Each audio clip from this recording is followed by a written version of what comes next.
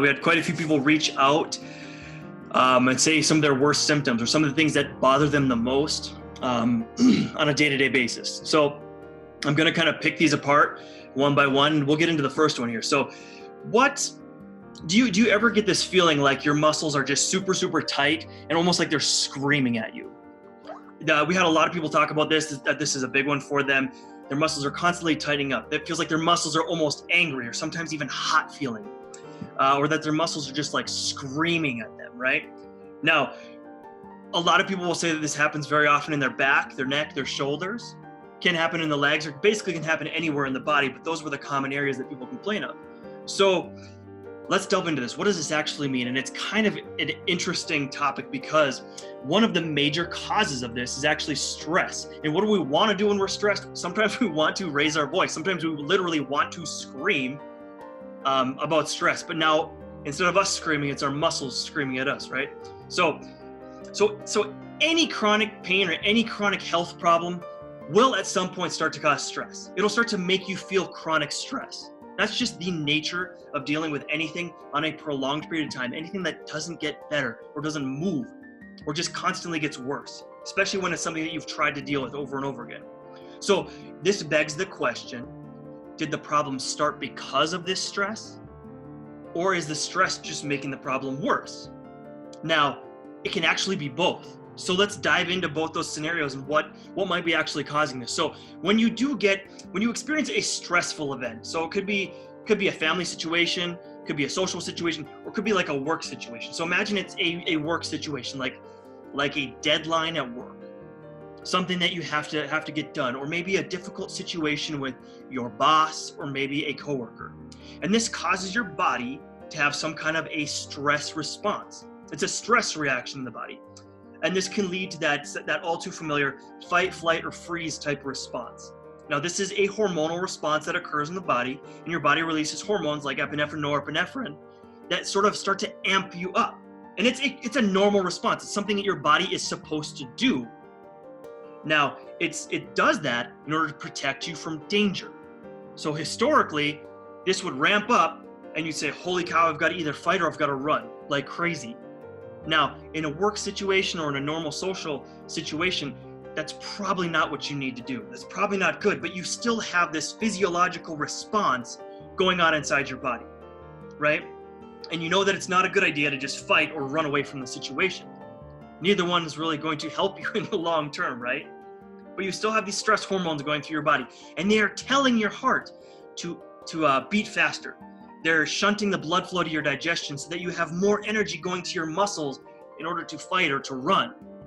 And for obvious reasons, that can cause you problems like irritable bowel syndrome. It can cause diarrhea, it can cause constipation, cause stomach upset, cramping, maybe even nausea. Now, without all that energy going there, your muscles, the energy is going to your muscles. So your muscles will begin to tighten up because they've got nothing else to do. And they've got all this energy that's needed there so they can start to tighten up. You know, I very frequently hear people say, okay, my stress is in my shoulders. And their shoulders are what start to tighten up. They actually start to do this a bit more because they're tensing from all that stress.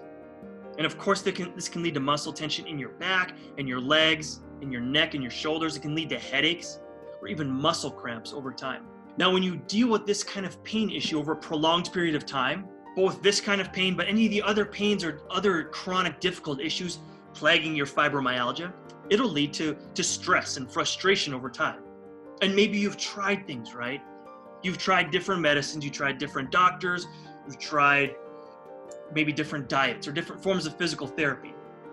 And doing these things over and over again over time without seeing a firm, prolonged, long-term result, in and of itself will cause you to be stressed. It will cause feelings of unfulfilled desires in the body. Because you want to get better. Your desire is to get better, is for your health to get better, is for you to be able to have enough energy to play with your kids, or enough energy to go on vacations, to be able to deal with and have a good time with your significant other. But it's not happening. You've tried this, you've tried that, and now you've got this feeling of unfulfilled desire, which starts to cause things like frustration, which will then lead to irritability and anger, which will then lead to depression over time. So then you get these emotional type issues, and you get this feeling of these chronic emotions sort of all balled up inside of you. And that will start to elevate your cortisol levels. And when that gets elevated over a prolonged period of time, then it starts to increase something in your body called nitric oxide. And when you get too much of that in your system, over time, this nitric oxide starts to cause inflammation. That inflammation starts to actually damage the nerves. It actually starts to damage the covering around the nerves and how the nerves communicate with each other. I mean, this will very frequently not only cause your muscles to tighten up or even tighten up further, but it will start to cause pain. It will start to cause burning pain. It'll cause sensitivity to the touch. And I would say most of the people suffering from fibromyalgia that I talk to will complain about that at some point, about how they're just very sensitive, even to light touch at times. It'll cause things like headaches or migraines over time. And if this builds up over a long enough period of time, it can actually start to cause blindness. It will actually start to deteriorate the nerves in your eyes. It can actually make you go blind or cause visual problems in the body. So now you can see why it is so important to properly manage stress. And not just to avoid stressful events, but also to change how we think about things in order to not have stress, our bodies react to stress so harshly. Because our reaction to stress is causing problems. It's causing us to be depressed. It's causing us to be irritable. It's causing inflammation and literal nerve damage in the body. So let's look at some basic tricks here. What are some things that we can do in order to combat this?